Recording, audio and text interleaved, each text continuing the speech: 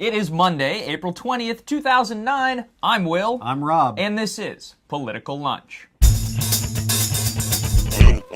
Welcome back to the lunch. It is Monday, and woo-wee, do we have a full plate today. We're going to start with the weekend's biggest news, President Obama's trip to the Summit of the Americas, the meeting of national leaders from across the Western Hemisphere, held this time in Trinidad and Tobago. I hear it's lovely this time of year. It is indeed. The president, as has been his style in the early days of his presidential diplomacy, he did more listening than talking, though he did pledge broader American diplomacy throughout Latin America. Depending on who you listened to over the weekend, well, his intention to sell us all down the river became clear with a handshake heard around the world. If you have no idea what he's talking about, then you clearly haven't been listening to Rush Limbaugh or Bill O'Reilly or any of the other conservative commentators who were aghast at President Obama's handshake with controversial leftist leader Venezuela's Hugo Chavez. Obama was quick to dismiss the outrage, noting that Chavez controls an economy that's 1/600th the size of the U.S. economy,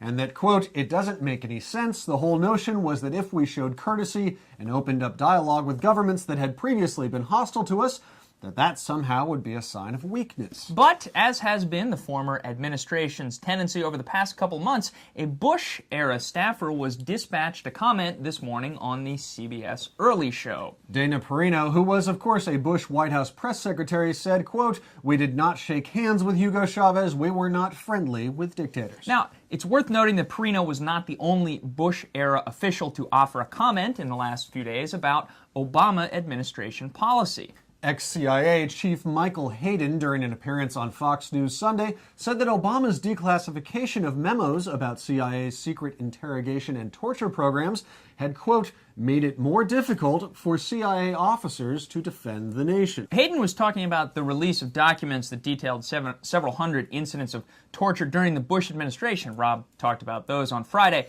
But as the president's chief of staff, Rahm Emanuel, noted today, all of the information released by the White House had already been leaked to the public well before the end of President Bush's second term. And you'll remember that former VP Dick Cheney has also had some choice words for the new administration in recent weeks. And well, it's just worth noting that this is all coming from members of a White House team that had considered all criticism of President Bush to be, at the very least, unpatriotic. But moving on to domestic matters now, with Congress back in session, it looks like health care reform will be the newest agenda item to make it to the floor. The prognosis for a consensus on reforming the nation's healthcare system is much brighter now than it was just a few months ago, and that's not just because it gives Congress an excuse to delay debate on addressing climate change, which is still proving to be a stickier wicket than the new administration had hoped. Jim Cooper, a moderate Democrat representing Tennessee, said that healthcare reform is, quote, a way of delivering major good news to voters, end quote, and other lawmakers have indicated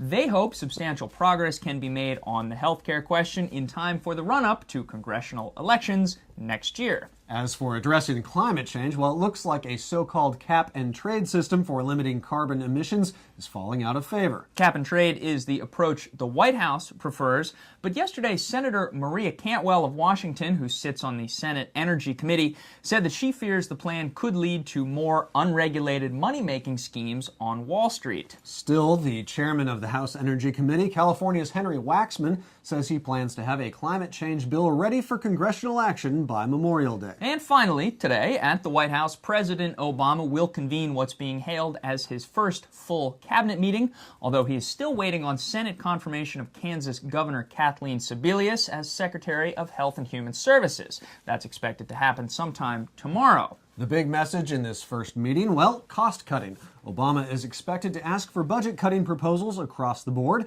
and he says he'll announce the elimination of dozens of government programs in the coming weeks, and that no sacred cow or pet project is safe. So if you're in D.C., lock up the farm animals, and we'll be back on Wednesday with the report from Obama's cabinet cost-cutting extravaganza, or, well, something like that.